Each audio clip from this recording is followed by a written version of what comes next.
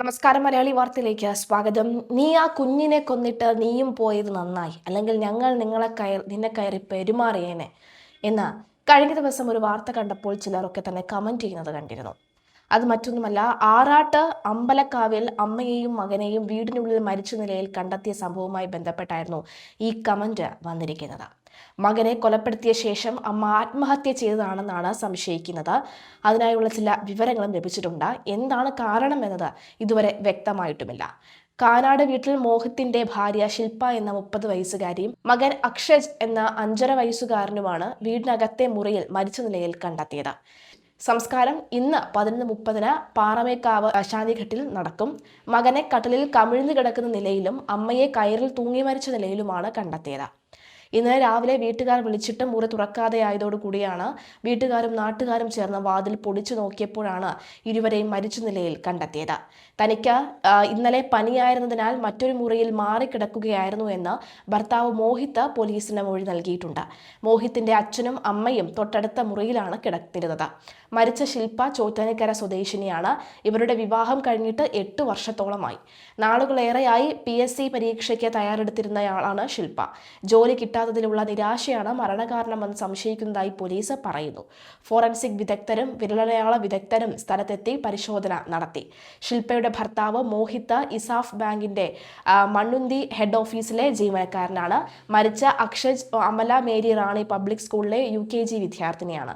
അന്വേഷണം ആരംഭിച്ച police Peramangalam police സ്ഥലത്തെത്തി ഇൻക്വസ്റ്റ് നടപടികൾ പൂർത്തിയാക്കി.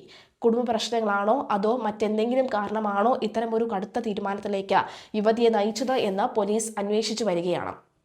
PSC പരീക്ഷയിൽ കൃത്യമായി പങ്കെടുക്കുകയും PSCയിൽ നന്നായി തന്നെ പഠിക്കുകയും ചെയ്ത യുവതി എന്തിനാണ് കുഞ്ഞിനെ കൊന്നതിന് ശേഷം മരിക്കുന്നത്?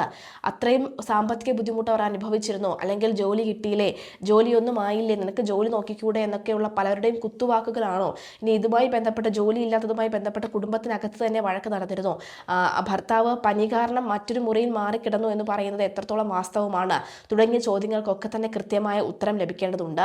യുവതിയുടെ വീട്ടുകാരും കൃത്യമായി പരാതി നൽകിയിട്ടുണ്ട്. അവർക്കും മറ്റ് ബുദ്ധിമുട്ടുകൾ ഉള്ളതായിട്ടുള്ള അറിവില്ല. എന്തായാലും എന്തുകൊണ്ടാണ് ഈ കുട്ടിയെ കൊന്നതിന് ശേഷം ഇവർ മരിച്ചതെന്ന സംശയം വലിയ രീതിയിൽ തന്നെ അലട്ടുന്നുണ്ട്.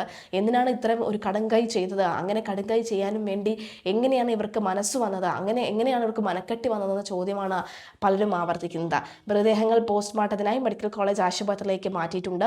അപ്രതീക്ഷിതമായിട്ടുണ്ടായ ഈ ദുരിതത്തിന്റെ നടുക്കത്തിലാണ് അമ്പലക്കാവിലെ നാട്ടുകാരും ബന്ധുക്കളും. കുഞ്ഞിന്റെ മൃതദേഹം കിടപ്പുമുറിയിലെ കട്ടിലിൽ കിടത്തിയ നിലയിലായിരുന്നു. ശില്പയെ അതേ മുറിയിൽ തൂങ്ങി മരിച്ച നിലയിലുമാണ് കണ്ടെത്തിയത്. മകനെ കൊലപ്പെടുത്തിയ ശേഷം ശില്പ ജീവനൊടുക്കിയതാണെന്നാണ് പോലീസിന്റെ പ്രാഥമിക നിഗമനം. മരണസമയത്ത് ശില്പയുടെ ഭർത്താവ് മോഹിത്തും അമ്മയും വീട്ടിൽ ഉണ്ടായിരുന്നു.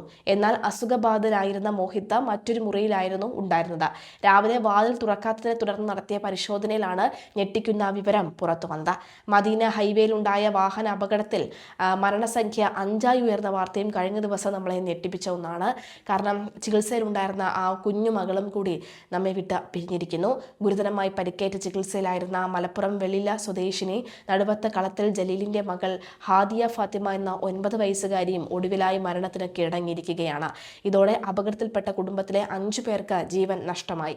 അപകടത്തിൽ മരിച്ച ജലീൽ, ഭാര്യ തസ്നി, മകൻ ആദിൽ, മാതാവ് മൈമുനത്ത് എന്നിവരുടെ മൃതദേഹങ്ങൾ ഇന്നലെ പുലർച്ചെ മദീന ഹറമിലെ ജനത്തുൽ ബഖീയിൽ വൻ ജനാവലിയുടെ സാന്നിധ്യത്തിൽ ഖബറടക്കിയിരുന്നു. ഇതിന് പിന്നാലെയാണ് മകളുടെ മരണവാർത്തയും പുറത്തുവരുന്നത്. അപകടത്തിൽ പരിക്കേറ്റ ജലീലിന്റെ മറ്റൊരു മകൾ ആയിഷ 15 വയസ്സുകാരി ചികിത്സയിൽ തുടരുകയാണ്. മദീനയിൽ ഹൈവേയിൽ ട്രെയിലർ വിലങ്ങനെ റോഡിലേക്ക് തിരിഞ്ഞതാണ് ജലീലും കുടുംബവും സഞ്ചരിച്ചിരുന്ന വാഹനം അപകടത്തിൽപ്പെടാൻ കാരണമായത്. മദീന KMCC വെൽഫെയർ വിങ്ങിന്റെ നേതൃത്വത്തിൽ നടപടികൾ വേഗത്തിൽ പൂർത്തിയാക്കി. ഇന്നലെ തന്നെ സുബഹി നമസ്കാരത്തിന് ശേഷമാണ് ഖബറടക്കം നടന്നത്. ജലീലിന്റെ 6 മക്കളിൽ 3 പേർ നാട്ടിലായിരുന്നു. ഇവർ മദീനയിലെത്തിയാണ് ഉപ്പയും ഉമ്മയ്ക്കും അന്ത്യയാത്ര നൽകിയത്. ജലീലിന്റെ ഏറ്റവും ചെറിയ പെൺകുട്ടി പരിക്കുകളില്ലാതെ നേരത്തെ ആശുപത്രി വിട്ടിരുന്നു. അപകടത്തിൽ മാതാപിതാക്കളെയും സഹോദരങ്ങളെയും നഷ്ടപ്പെട്ട മക്കളെ ചേർത്തു പിടിക്കാൻ ജലീലിന്റെ കുടുംബാംഗങ്ങളും നാട്ടിൽ നിന്നും മദീനയിൽ എത്തിയിട്ടുണ്ട്. എന്തായാലും ആ ഒരു അമ്മയുടെയും അച്ഛൻ്റെയും ഖബർ ഒന്ന് അവിടുത്തെ ചൂടൊന്നും അറിയില്ല. അപ്പോഴേക്കും ഇളയ മകളുടെ ആ ഒരു വാർത്തയും വന്നിരിക്കുകയാണ്. നെറ്റിലോട് കൂടിയാണ് ആ വീടും കുടുംബവും ഒക്കെ തന്നെ മരവിച്ച അവസ്ഥയിലാണെന്ന് വേണമെങ്കിൽ പറയാം.